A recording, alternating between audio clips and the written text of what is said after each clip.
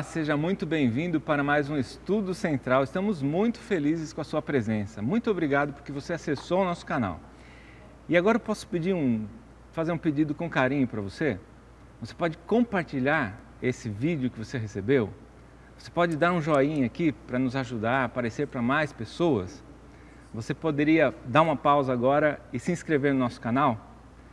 Faça isso, você vai ajudar muito esse programa, Estudo Central, um programa de estudo da Palavra de Deus, que acontece aqui na Igreja Adventista Central de Sorocaba. Muito obrigado porque você está aqui. Nós já estamos na lição número 6 desse trimestre. O tempo passa rápido, mas os assuntos vão avançando e o nosso conhecimento da palavra vai crescendo também. Antes de iniciar o tema, eu gostaria de mandar aqui alguns abraços. Sabe por quê? Eu vou mandar um abraço para as pessoas que comentaram no nosso vídeo. Se você quer receber um abraço no próximo vídeo, deixa também seu comentário, diga o que você está achando desse estudo, dessa programação, né? E quem sabe o seu nome será lido também, será citado num próximo programa. E hoje o abraço nosso aqui vai para o Daniel Silveira. Muito obrigado pela sua participação aqui conosco, Daniel. A Gisélia também está sempre conosco.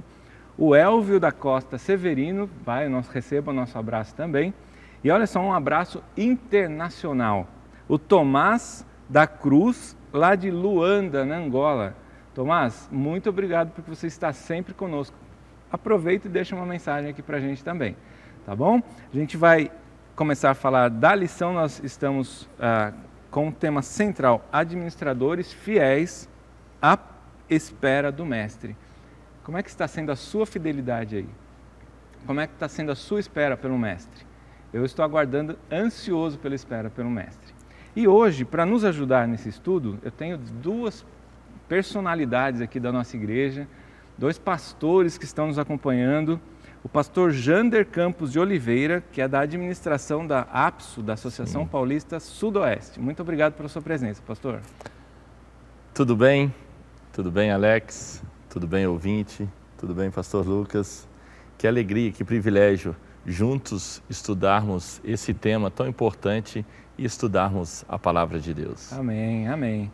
E está participando conosco também o pastor Lucas Camargo, pastor Lucas que também aqui é da APSO, da Associação Paulista Sudoeste, e está cuidando do distrito do CAS. É isso mesmo, pastor? Seja muito bem-vindo. É isso mesmo, muito obrigado. Para mim é uma alegria estar com vocês, pastor, Alex, e também com todos que estão participando com a gente aí, assistindo esse vídeo. É um assunto tão importante que é a nossa fidelidade a Deus. Amém. E para que a gente possa, então, pedir a bênção de Deus para esse estudo, vou convidar o pastor Lucas que faça oração para nós nesse momento. Pode ser, pastor? Claro. Vamos orar. Por favor.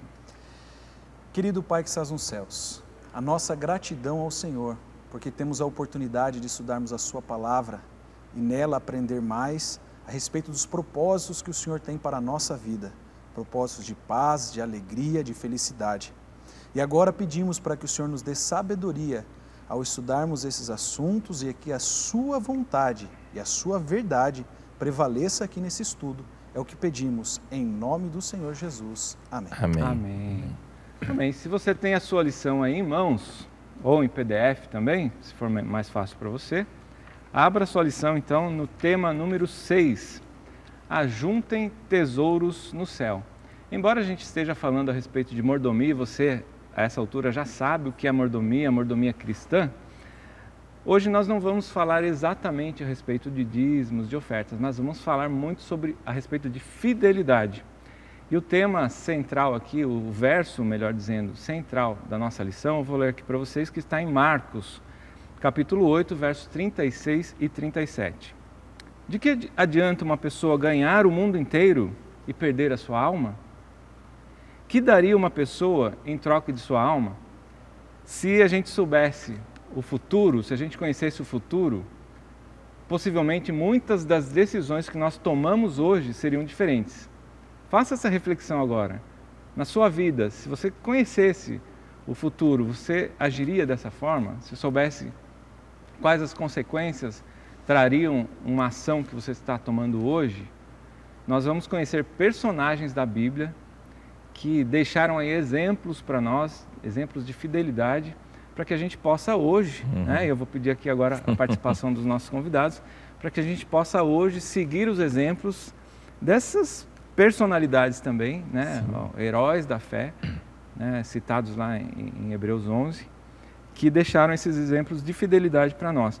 Mas o próprio Jesus cita para nós lá em Mateus 6, 19 e 20, um texto contundente, né? Não acumulem tesouros sobre a terra, onde as traças e a ferrugem corroem, os ladrões escavam e roubam. Mas juntem tesouros no céu, onde a traça e a ferrugem não corroem, e onde os ladrões não escavam nem roubam. A gente podia fechar a lição aqui agora. Poderia, né? É verdade. Falar, olha, está aqui uma lição. Mas pode dar pastor Jander, dar uma noção de que talvez seja errado a gente acumular tesouro na terra. Será que é isso mesmo? Ao longo da lição a gente vai entender, né, a respeito de alguns personagens que tiveram a oportunidade de ganhar dinheiro, de obter recursos e nem por isso foram reprovados, né? Pelo contrário. E o primeiro personagem que nos traz, pastor Jander, é Noé. E a lição traz um tema aqui, né, a respeito de Noé. Noé achou graça. Diferente de engraçado, tá? Noé achou graça, a graça de Deus. Né? E como é que foi a vida de Noé? Noé teve que abrir mão de muita coisa? Sim, será, pastor? Teve. Alex, esses versos que você mencionou antes ali de entrarmos em Noé, quando eu estava me preparando para estar aqui com vocês, né, eu me emocionei, pastor Lucas, porque aos 17 anos eu pertencia a uma outra denominação e um tio meu, que era de uma outra denominação e não da Igreja Adventista, me falou esses versos. E sabe aquele verso que mexe contigo? E quando eu estava estudando, me lembrei aí do meu batismo aí há 25 anos atrás, aí, um pouquinho mais, desses versos. E ajuntar tesouros no céu. E aí eu vou linkar com a história de Noé. Sempre algumas pessoas me procuram por trabalhar na questão financeira e tudo e falam o seguinte: pastor, qual que é o melhor rendimento? Qual que aquilo que o banco está oferecendo? Qual que é onde é melhor investir? Em qual bolsa? O que está subindo? O que está descendo? Qual que é a proporção, né? E a Bíblia traz um grande segredo de prosperidade, aí não acumular tesouros aqui nessa terra. Porque estamos dentro de uma igreja gravando aqui e não é garantia, e eu vim com meu carro, acredito que o pastor Lucas também, não é garantia. Quando eu saio, quando terminar aqui essa gravação, não é garantia do meu carro estar ali na rua. Apesar de eu ter trancado, fechado, etc., não é garantia. Porque, infelizmente, vivemos num mundo mau, onde os ladrões vêm e roubam. E algumas situações até pior, com arma e etc. Uma outra questão da traça também, essa semana eu tinha dado uma camisa bonita para minha esposa e todas as vezes que ela usava essa camisa, e eu achava realmente, né, mas eu aproveitava para fazer aquela média com a esposa, né? A propaganda. Né? E falava assim: nossa, você ficou linda com essa camisa. Eu achava isso, mas também para valorizar também, né? Agora ela já sabe. Agora ela já sabe. Mas essa semana ela estava com a camisa, pastor, e falou o seguinte: olha só, meu bem, o que aconteceu com a camisa. E ela fez assim. Aí bem assim, na parte central da camisa, a traça tinha corroído, né? E traça também a gente, apesar de pode pulverizar ou passar alguma coisa no guarda-roupa, a gente também não está garantido de estar livre da traça, né? E ela vem, parece que vem na sua principal roupa, né? Ela não vem numa roupa velha, parece que ela é seletiva, né? Quando a gente fala de Noé, ele entendeu o que é ajuntar tesouros no céu. Ele obedeceu a palavra de Deus. Me desculpa fazer assim até uma comparação um pouco assim, meio que ilógica. Nós moramos em Sorocaba. Mas imagina alguém começar a falar que vai ter um tsunami aqui em Sorocaba. Aí você vai falar para ele assim: ei, você está maluco? Aqui não tem praia, aqui não tem mar. Mais ou menos nessas proporções que Noé começou, porque ele estava falando e pregando e tentando advertir as pessoas que ia chover, mas nunca tinha chovido, né? Mas ele fez aquilo que Deus lhe pediu. Ele não questionou, qual que é a metragem, todos nós sabemos, ele foi lá e tudo, e ele obedeceu. Ele falhou na mensagem? Não. Ele obedeceu, Deus falou o seguinte, olha, vai lá em tal lugar. E acontece isso, o pastor Lucas sabe disso, ele já trabalhou em lugares missionários. Muitas vezes, talvez um pastor geral fala com algum pastor ou algum obreiro bíblico, vai lá naquela cidadezinha lá e fica 3 meses lá. E a gente, dentro de um contexto também missionário, e todos nós conhecemos pastores que largaram aqui a sua zona de conforto aqui no Brasil e foi para esses países, né, com muita dificuldade, e aí ele fica lá 1 ano, 2 anos, e aí você fala assim, quantos que você batizou? 1, em 2 anos. Ou aqui no Brasil, em algumas cidades, alguns territórios, a pessoa ficou lá 3 meses, quantos você batizou? 1, 2, nenhum. Ele falhou? Não. A mensagem foi dada. Foi dada, está plantada e depois, em algum outro momento, vai ir uma outra pessoa e vai dar prosseguimento e o terreno vai estar preparado. Noé obedeceu o pedido de Deus. Fazendo esse link, pastor, a lição traz também um comparativo com o tempo do fim. Né? O tempo, que, quem sabe, é o tempo que nós estamos vivendo. Né? Nós temos a missão, assim como Noé, de evangelizar. De pregar que Jesus está às portas, Jesus em breve virá, mas muitas pessoas são céticas, né? A semente é lançada, mas muitas vezes o solo não está fértil.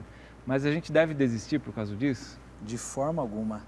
A história de Noé tem muitos paralelos com o povo no tempo do fim. É o contexto de um juízo, sim, o contexto de tomar uma decisão.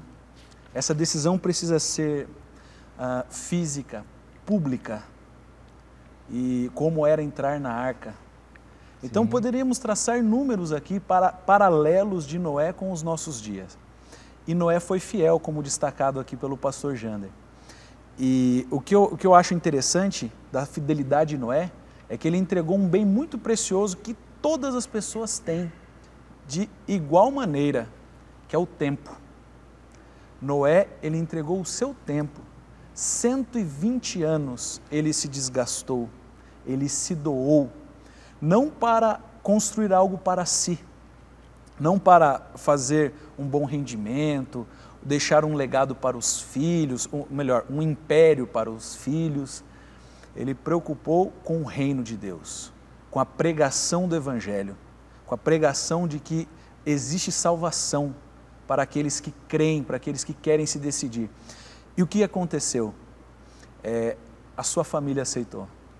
Até fazendo um contraste com Ló, né?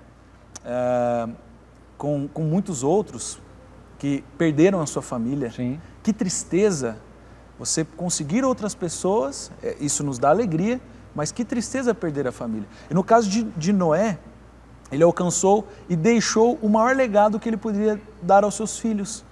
Não era uma casa, uma herança, uma propriedade, mas sim a salvação.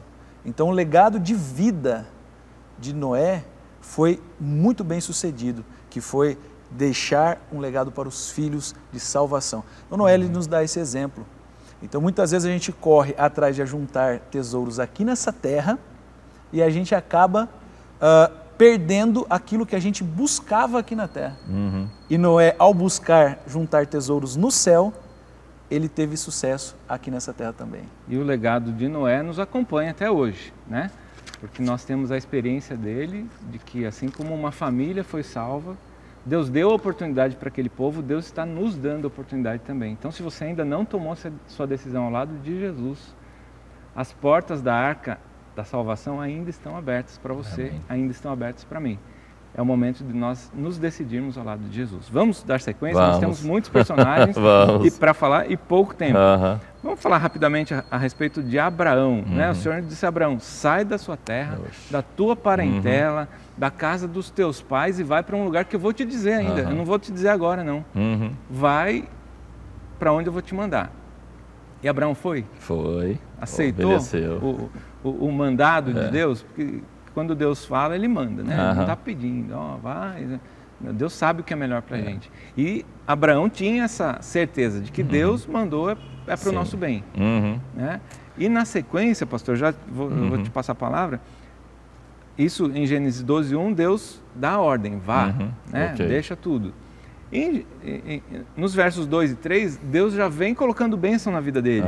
E serão abençoados você, sua família, seus descendentes.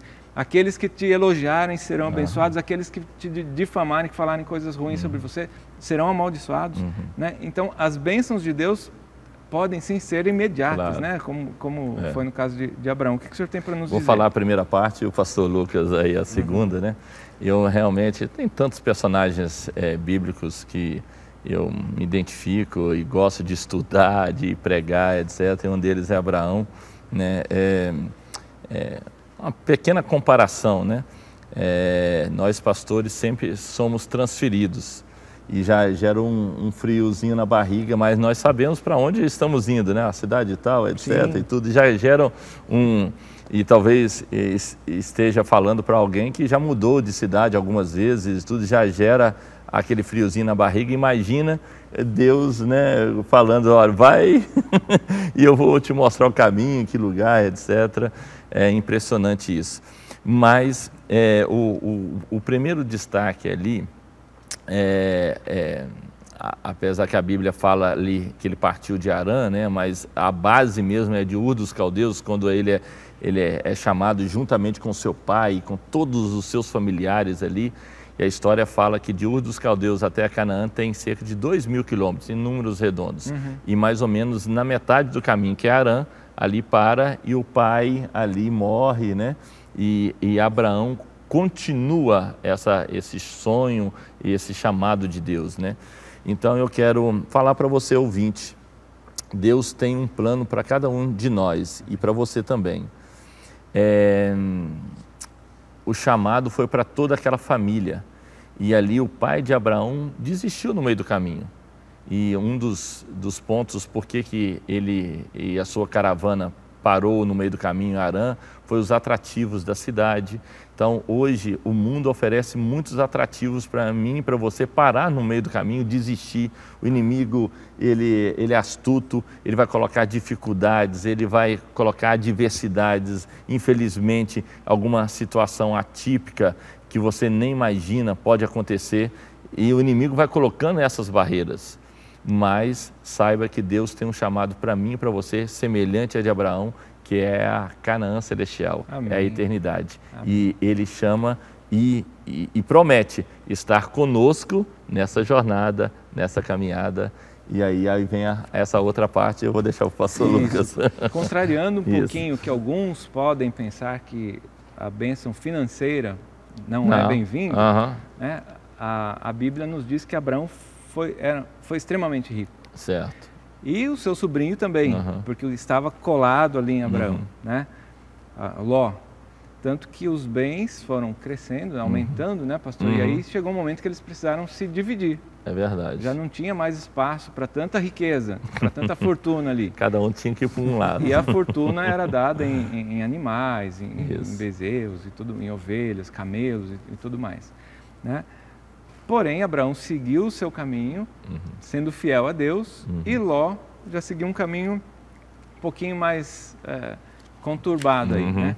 Primeiro que Abraão, sendo mais velho, ele teria direito a escolher a parte da terra que ele ficaria. Mas ele gentilmente cedeu essa oportunidade para o sobrinho, para Ló. E a história conta que Ló chegou num ponto alto ali, que ele podia ver tudo, olhou o melhor lugar e falou, eu quero ficar com esse daqui. Ele, não por tinha direito, nem gratidão. E por direito ele não podia escolher, por ser o primeiro a escolher. Seria o mais velho para escolher, né, pastor? E aí diz a história que ele montou tendas até chegar em Sodoma e Gomorra, e aí vem a história que se discorreu aí, né? Fala um pouquinho para a gente a respeito de Ló. É interessante que na narrativa bíblica, quando é introduzido Ló, parece que é um contraste justamente com Abraão, porque Abraão ele precisa abrir mão de algumas coisas para juntar tesouro no céu, e Ló ele não está disposto a fazer isso. Exatamente. E aqui existe um contraste muito grande também. A história de Ló é bastante conhecida, acredito que todos aqui já têm bastante familiaridade. Mas imagine Ló partindo em direção a Sodoma e Gomorra, e agora no final da história, quando Ló está saindo. E compare essas duas cenas. Ló chegando, próspero, porque a prosperidade era motivo da discussão entre os pastores das ovelhas deles, certo? Ele vai então em direção a Sodoma, e como ele sai? Humilhado, apenas com a sua esposa e suas 2 filhas. E no caminho, por sua negligência e sua incompetência missionária, sua incompetência evangelística, incapacidade de influenciar alguém, ele então está sozinho, isolado ali com a sua família, e ainda assim a sua família não tinha uma compreensão clara de quem era Deus, do propósito de Deus, porque as suas 2 filhas ainda, no final da vida de Ló, apresentam um comportamento totalmente contrário ao que diz a Escritura. Então, você vê que a ganância, ela é assim tão irônica, porque no contexto em que a gente busca incansavelmente alguma coisa que a gente já tem, a gente acaba perdendo o que tinha. É verdade. E foi isso que aconteceu com Ló. Chegou rico e saiu sem nada. Buscando a riqueza, buscando os prazeres, e assim ele foi traído pela sua ganância.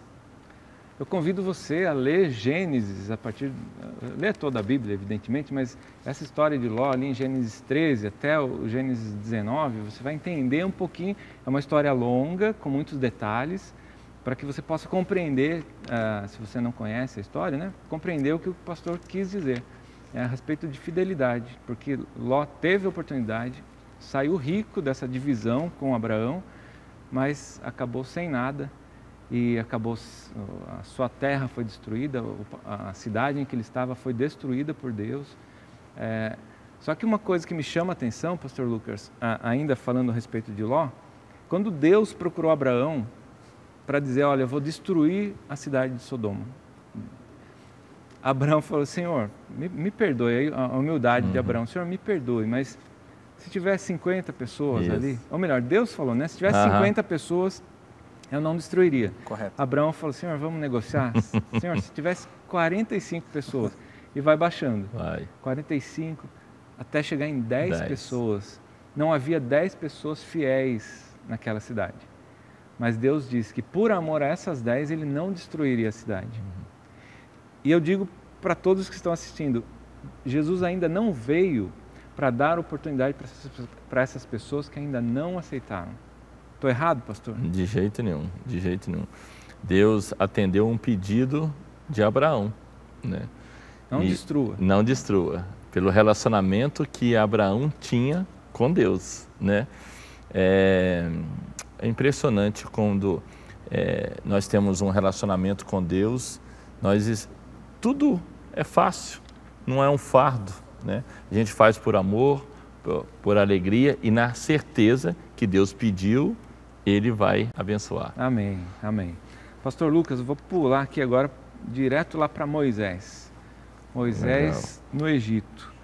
Moisés recusou ser chamado filho da filha de Faraó. É um verso conhecido, né? Filho da filha de Faraó. Traduzindo isso daí, ele poderia ser o herdeiro do trono do Egito, é isso? E ele abriu mão. Como é que é essa história, rapidamente, para a gente entender? Sim. Moisés, a gente sabe, ele era hebreu e foi condenado à morte, porém, milagrosamente, teve aí a sua vida poupada.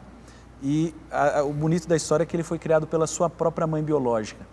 E ela então teve até os 12 anos de idade para colocar no coração daquele garoto os princípios de fidelidade. E aqui fica um recado muito importante para as mães, para os pais, o cuidado e a atenção para com os filhos, porque nessa primeira infância, a atenção e esse educar nos princípios, na fidelidade, vão fazer a diferença por toda uma vida, pelos próximos 120 anos, que foi o caso de Moisés. Então, ainda que influenciado pela Universidade do Egito, pela cultura, pela religião egípcia, como um filho da princesa, e é interessante até na história, na cultura egípcia, nós vemos uma importância da mulher, da matriarca. Então Moisés ele estava ali realmente um cenário de grande importância.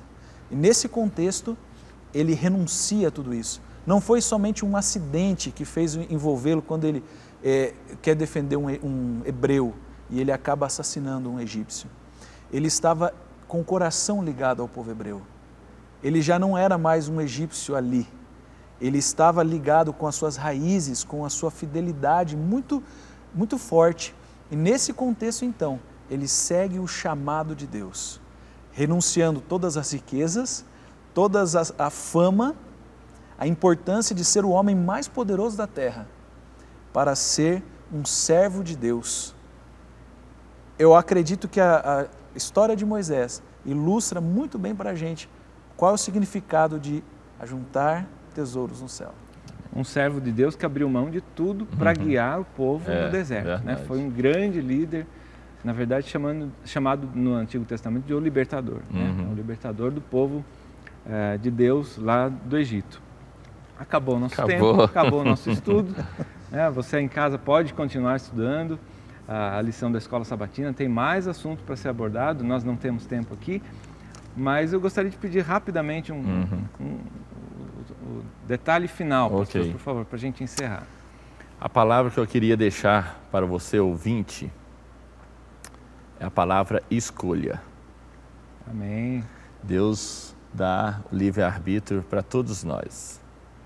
Você que decidirá juntar tesouros nessa terra, onde o ladrão e a traça vêm e rouba e corrói, ou escolher a juntar tesouros no céu. Amém. Como que eu junto tesouros no céu? Lendo, estudando a lição da Escola Sabatina, lendo e estudando e praticando aquilo que a palavra de Deus pede para mim e para você fazer, pede para todos nós. Amém. O inimigo vai chegar e vai falar o seguinte: não, isso aí está ultrapassado. Escolhas, faça a escolha certa e você terá consequência. Qual é a consequência? A eternidade. Amém. Pastor Lucas, suas palavras para encerrarmos. Como o pastor Jander falou de escolha, eu acredito que todos nós também hoje temos a oportunidade de decidir. Quando lemos um título como esse, Juntar Tesouros no Céu, imediatamente podemos pensar em coisas óbvias, como entregar recursos para a pregação do Evangelho. Porém, isso é apenas uma pequena parte, é muito mais amplo, é uma vida ao lado de Cristo. Então, temos essa oportunidade e sabendo que isso é o melhor para nós. Então, que Deus nos abençoe você, abençoe a mim, para que hoje ajuntemos tesouros no céu. Amém. Amém. Escolha estudar a lição da Escola Sabatina, escolha estudar a Bíblia e escolha estar conosco aqui nos cultos aos sábados, pela manhã, às 9 horas da manhã. Vou convidar o pastor Jander para fazer uma oração para encerrarmos esse estudo. Vamos orar. Querido Deus, por favor, Senhor, esteja ao nosso lado em todos os momentos, porque durante o dia, durante o mês, durante o ano, nós temos centenas e até milhares de opções de escolhas. E todas as vezes, por menor que seja a escolha, até de qual roupa vestir, aonde ir, o inimigo vai chegar do nosso lado para induzir todos nós a fazer a escolha errada. Mas se estivermos conectados com o Senhor, através da palavra, nós vamos fazer as escolhas corretas, aprovadas pelo céu. Amém. Abençoe a todos nós, abençoe a cada ouvinte, a cada família representada, em nome de Jesus. Amém. Amém. Muito obrigado por estar conosco até aqui, que Deus te abençoe e até o próximo Estudo Central.